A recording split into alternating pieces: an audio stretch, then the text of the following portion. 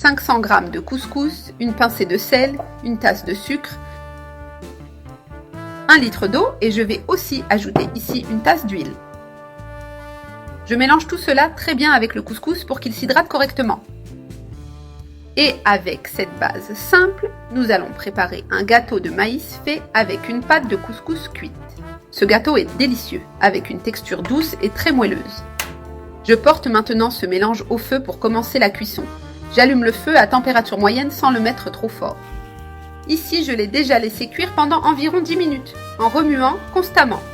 Regardez comment la pâte est devenue bien épaisse et bien abondante. Avec cette base, je vais faire le gâteau à base de pâte de couscous. Je peux déjà éteindre le feu. Je verse ce mélange chaud dans un grand bol pour continuer la préparation. J'utilise un récipient large pour qu'il soit plus facile de tout bien mélanger. J'étale bien la pâte et je la laisse refroidir un peu avant de continuer. Après quelques minutes, la pâte est déjà tiède et prête à poursuivre. J'ajoute maintenant 7 œufs entiers qui apporteront structure et légèreté. Ici, j'ai 2 boîtes de lait concentré sucré, soit 800 g au total. J'ajoute tout le lait concentré au mélange. J'ajoute une tasse de noix de coco râpée, cela apportera plus de goût et de texture. J'incorpore aussi 2 cuillères à soupe de beurre à température ambiante. Je mélange tout cela très bien avec la pâte de couscous déjà cuite. Ce sera la base de notre gâteau type pudding au maïs, bien maison.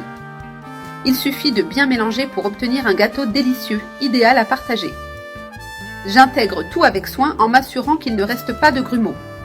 Ensuite, je commence à ajouter le lait petit à petit pour ajuster la texture. J'ajoute doucement tout en observant la pâte jusqu'à obtenir la texture désirée. Après avoir incorporé le lait, j'ajoute la farine de blé. Au total, j'utilise 5 tasses de farine de blé tamisée. J'ajoute la farine petit à petit tout en mélangeant pour qu'elle soit bien uniforme. J'alterne la farine avec le lait pour garder une texture douce. La quantité totale de lait utilisée est d'1 tasse, mesure standard.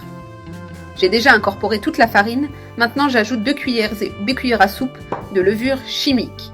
Ce sont 2 cuillères bien généreuses pour que le gâteau lève bien. Je mélange doucement juste jusqu'à ce que la levure soit bien incorporée. Avec la levure déjà mélangée, la pâte est complètement prête. Je peux déjà commencer à répartir la pâte dans les moules. Je remplis les moules un à un en répartissant de manière égale. J'ai ici 3 moules préalablement beurrés et farinés. Je verse la pâte du gâteau de maïs dans chacun avec soin. Maintenant, je remplis ce deuxième moule en gardant la même quantité. Cette recette donne beaucoup, parfaite si vous recevez des invités à la maison. Faites cette recette à la maison.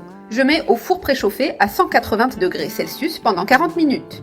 Nos gâteaux sont déjà prêts, bien dorés et avec un parfum délicieux. Je vais en démouler un pour vous montrer comment il est à l'extérieur.